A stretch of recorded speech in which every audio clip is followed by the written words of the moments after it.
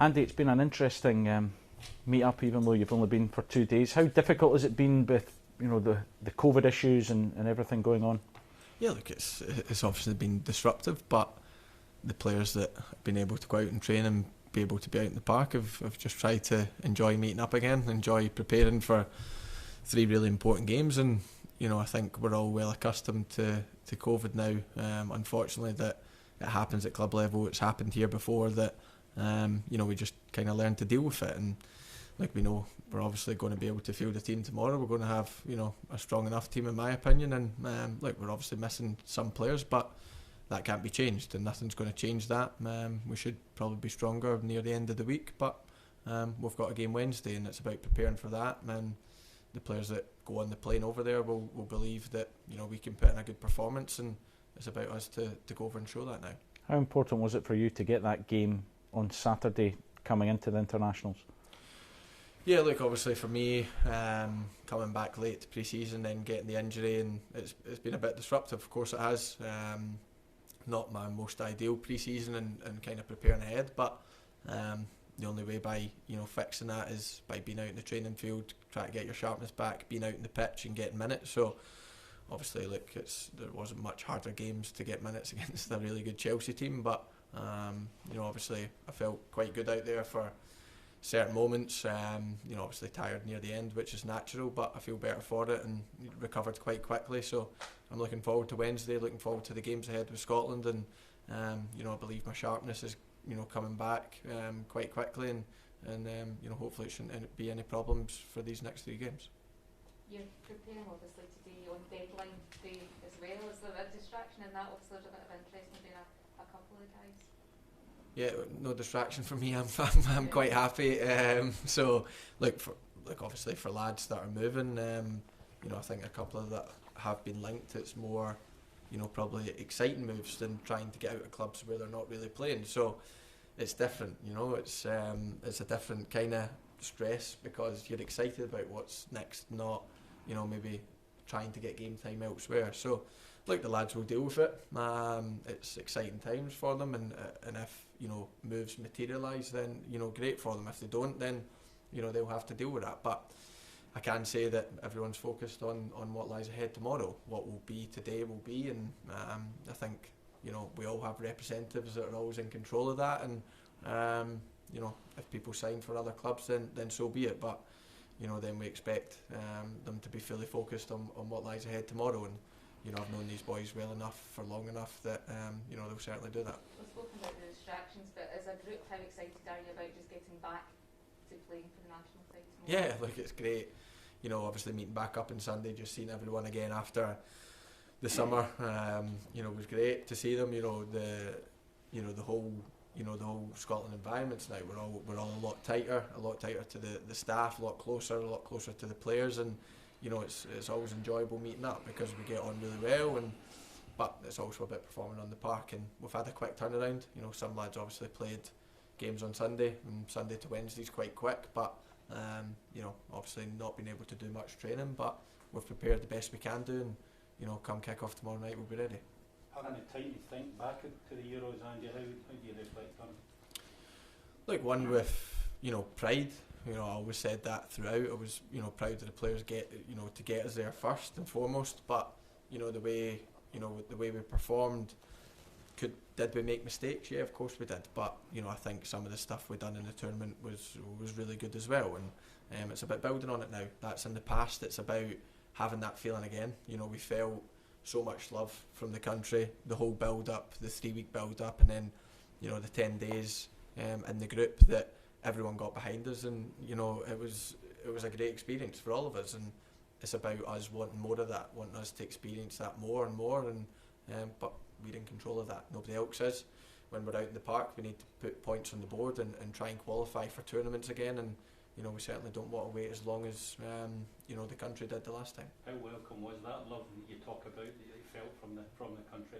Yeah, look, after a really difficult time in COVID and things like that, 16 months of people being kind of locked in their houses and not being able to go to football matches, just being able to see people out in the streets and things like that. But I think the most pleasing thing was after the tournament I spent a couple of days in Scotland to see family and you know, was at the park with the kids, and the amount of kids and even parents that had Scotland strips on instead of, you know, maybe Celtic and Rangers or whatever other team strips on. You know, it was all national team shirts, and that's probably something I've not really experienced, you know, in my lifetime, because, you know, I don't think, you know, getting to tournaments obviously brings that out in people, and we did feel it, of course we did, and it's about us to try and provide the country with more good moments like that. But we know it's going to take a lot of hard work and a lot of, you know, good performances, and if we can do that, then, you know, hopefully we've got, you know, a lot more to celebrate. How would you assess our qualification chances at the moment? Look, it's in the balance. Of course it is. We've started okay.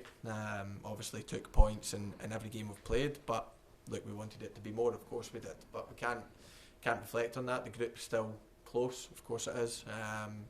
But we need to start putting points on the board. We've got 3 good games this week. It's going to be, you know, tough games in different ways, and it's about us to try and pick up as many points as we can, because that's the only way we're going to qualify.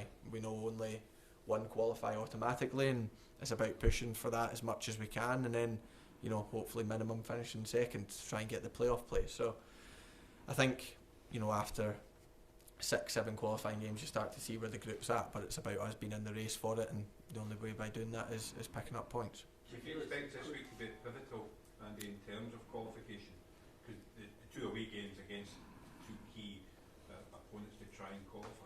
Yeah, look, of course, obviously we were pot 3, so, you know, we're playing the pot 2 and pot 1 away from home, and which is always difficult, but it's about trying to pick up results. You know, that's the only way you're going to be in contention with qualifying, by picking up results against, you know, all the teams. And obviously they too in Moldova stand in front of us just now, and it's about trying to get as many points on the board this week as possible, and looking back on it, you know, with no regrets, and still being in the qualifying campaign going into October, November. Look, I think it's going to be close, but it's up to us to put in the performances that we know we're capable of, and if we can do that, then I do believe we're difficult to beat against any team, and we're also, you know, we're a good opponent when we can try and, you know, attack and cause the other team problems. But it's about bringing that all together and putting in the perfect performances, and if we do that, then I believe we can put points on the board. Do you have a points total in mind? Maybe enough? No, look, I never set, because for me, and I know for all the players out there and the manager, we look to win every game, and look, it's easy to say that, and sometimes, you know, sometimes during the game you start maybe accepting a draw or whatever, but before the games you always go out to win every game. So our main focus is to try and get 3 points tomorrow night, and if we get that, then we move on. But our full focus is on Denmark just now, and we look forward to the game against a really, really good team, and look, we look to try and cause them problems, because we're going to have to disrupt the way they play, because like I said, you don't get to semi-finals of Euros by fluke, and there certainly wasn't a fluke. We've got fantastic players, and we know how difficult it's going to be, but if we're at our best, then I believe we can cause them problems. Can I ask you about being a defender with Craig Gordon behind you? What that gives a defender, and the knowledge that you have a goalkeeper of that calibre behind you? Yeah, look, Craigie's been there and done it. You know, he's what, 38 now maybe, and you know, he's getting on a bit, but he certainly doesn't look it. You know, he's flying about the goals and still making unbelievable saves for Hearts, and when called upon. You know, since I've been in Scotland, the Scotland squad, you know, we've been blessed with good goalkeepers. You know, obviously I've played with Alan McGregor, David Marshall, and Craigie, and you know, they're all top goalkeepers. So Craigie's certainly in that bracket, and look, he's a fantastic goalkeeper, and you know, we'll probably need him to make some big saves when he's in the goal, and you know, hopefully we can keep a clean sheet. And finally, from me, it is transfer deadline day. One of the biggest moves in world football has been Cristiano Ronaldo coming back into the English Premier League. What does that bring to the league, in your eyes, to have a player of that calibre, if it needed anything at all? Yeah, look, there's a lot of fantastic players in the Premier League, and Ronaldo's just adding to that. You know, we'll kind of let Man United fans and everything to worry about that. Look, obviously their prince or king is returning, I suppose, and it's about them to get excited for it. You know, I'm not too bothered about it until we have to face them, because I've played against him before, and he's a fantastic player, and one that needs your full attention. But you know, Man United have got world-class players all over the pitch, and they've just added another one to it, but they're all difficult. But like I said, I'll worry about that when we're playing Man United soon, and but just now, you know, full focus on Scotland, and then, you know, the next upcoming games for Liverpool. But look, great to have good players in the Premier League, and he's certainly added to that list. Andy, going back to Wednesday's game, what impressed you most about Denmark at the Euros? Everything about them, to be honest. You know, obviously couldn't have got off to a tougher start in terms of, you know, forget about football, in terms of life, pretty much, and you know, the way they dealt with that alone was worthy of them to, you know, I think everyone was a Denmark fan once their country went out, and I was no different. But then they started showing the quality on the pitch, and that's what we've got to be worried about tomorrow night. You know, they have fantastic players. They have a team that is willing to fight for each other, and you know, when you've got that, it's always a difficult opponent to play against. But you know, we've got that as well. You know, we fight for each other. We go out there and try and, you know, do our all and leave nothing on the pitch. So it's going to be a really tough game. But in the Euros, they impressed everyone, I think. You know, the way they bounced back from, you know, a horrific thing that happened. And, you know, obviously, luckily, Ericsson, you know, is okay and everything like that. And, you know, the players dealt with it magnificently. And then they went on to make their country even prouder by getting to the semi-final. So they'll still be on a high. They'll obviously be buzzing to be all back together again, and so it makes our task a wee bit harder, but we look forward to the challenge. We're excited to play these games, and you know, hopefully we can disrupt the way they play tomorrow night. Last question, please. We had one from David Schmid earlier, so don't worry. Perfect. Thanks, Andy. Thank you, guys. Thank you. I'll let you go. Sorry.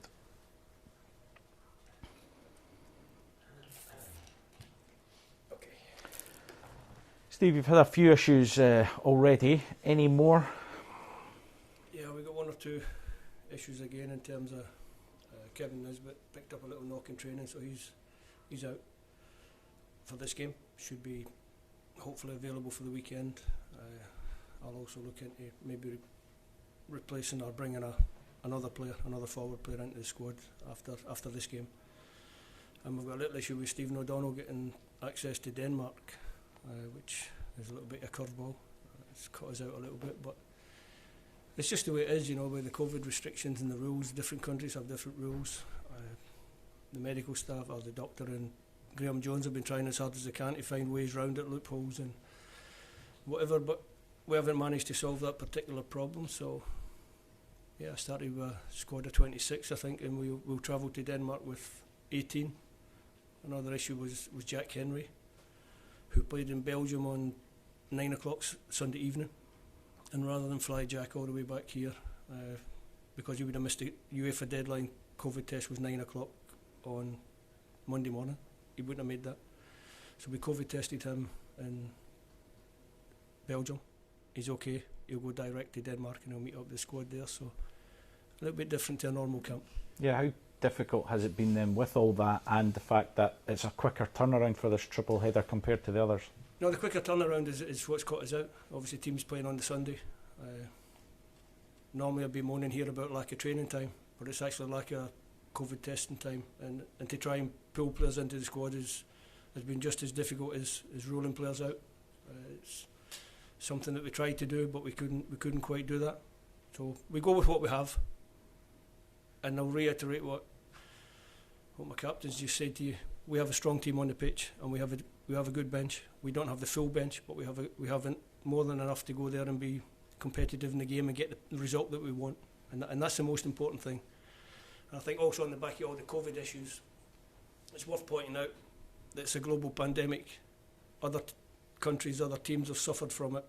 It's our turn this time, but in the scheme of things, football is a relatively minor issue, and not having players is a relatively minor issue, because you've got people who are dying of the illness, people on ventilators, people stuck in hospital, people with long COVID, of which my daughter is one, so I understand it. And we have to put it into perspective. It's football, and we'll deal with it. Has transfer deadline day been a distraction for some of the players involved with moves?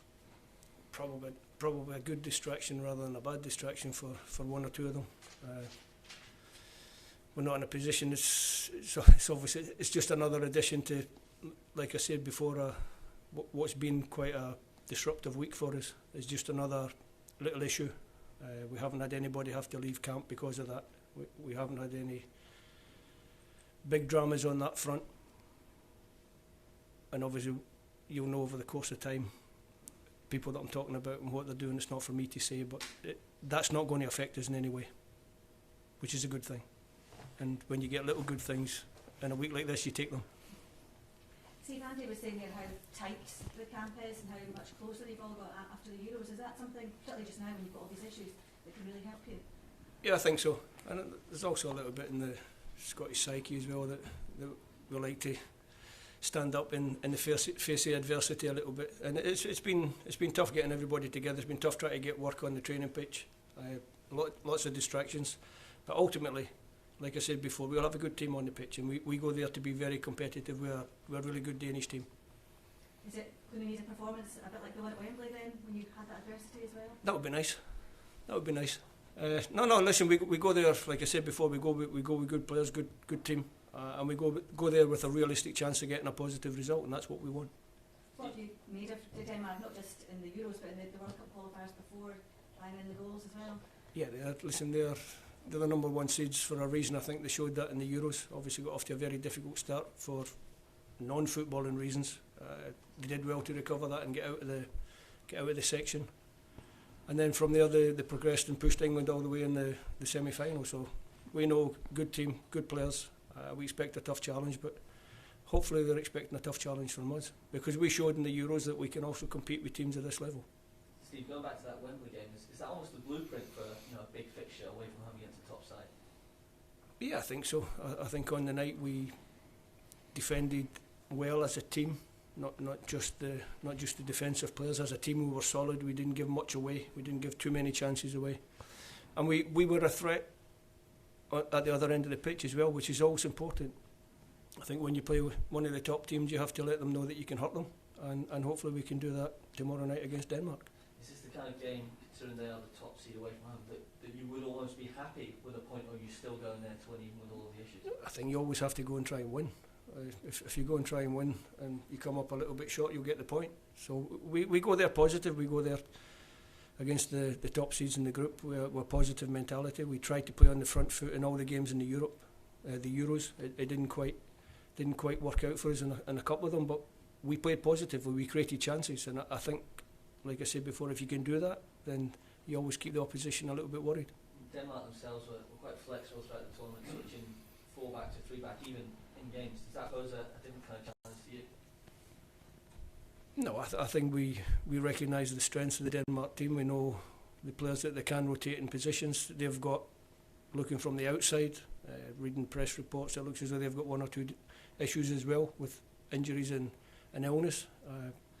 So we'll wait and see what they come, whether they start with a back four or a back three. We just have to wait and see. But we'll be ready for both sides of that equation, if you like. Steve, what's the issues with Steve O'Donnell? Is it an actual entering Denmark? Yeah. Because the COVID issues? Yeah.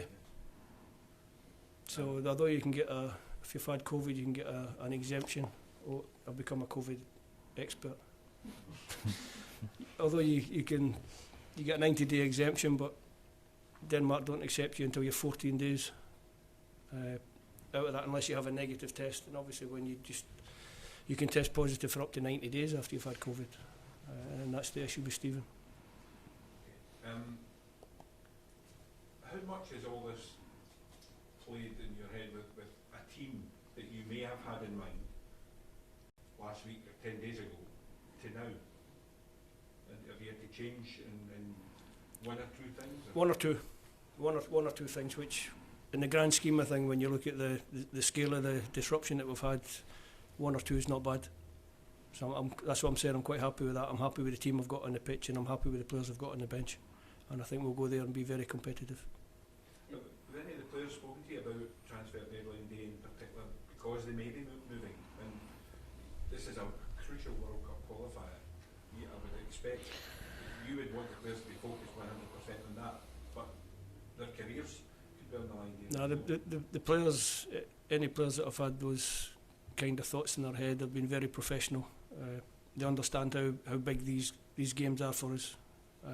So I've got no worries about that side yet. Quite happy. And would you say that this is a pivotal week in terms of qualification? In terms of qualification, obviously you have to keep picking up points. We've got 2 difficult away games and also a game in between that we have to get 3 points from. So it's always going to be a week that I think every week is pivotal. This one with 2 away games against the number 1 and number 2 seeds in the group is it's going to be an important week for us. Last couple, Steve, with no Stephen O'Donnell, no Patterson, no Forrest, is Ryan Fraser the only option for that right wing back role? Have you tried anything else in training over the last 2 days? Maybe. Something up your sleeve. You got your boots? I think I've got cap number 7 coming up. No, we've still got a couple of options, but obviously Ryan's the obvious one. last question. In terms of Jack Hendry, it looks like he's going to go to Club Bruges. What would that do, playing Champions League football, both for him and in terms of Scotland playing at that great, high level? Great for Jack. If that move materialises, that'll be fantastic. And like I said, we haven't actually had time to catch up with Jack because of the COVID restrictions, which may be in a way, if the move to Bruges does go through, has been helpful to Jack. If that's the case, then we're grateful to help, but we'll also be grateful for the fact that he's fit and available for us on Wednesday night. Just a question from the Danish media. What specific strengths do you see in the Danish side? I think all over very good team. They play with great energy, great enthusiasm in front of their home crowd, who are also make it a good occasion. If I was a player, I'd be excited to go and play in that stadium against such a good team. They can score goals, they can score on counter-attack, they've got good pace in attack, strong in midfield, 2 terrific midfield players, and obviously they don't give too many goals away. They're a team that ask a lot of questions of you, and defensively we'll have to be ready to answer those questions. Final question, are you ready for any potential surprises, for instance a player like Mohamed Darami? Listen, we have to wait and see what the team they put on the pitch, and then we can adapt to that. I think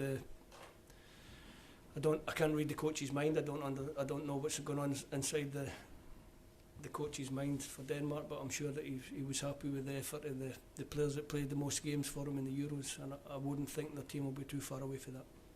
Thanks everyone. Thank you. Thanks, Steve. Cheers. All the best. Good luck.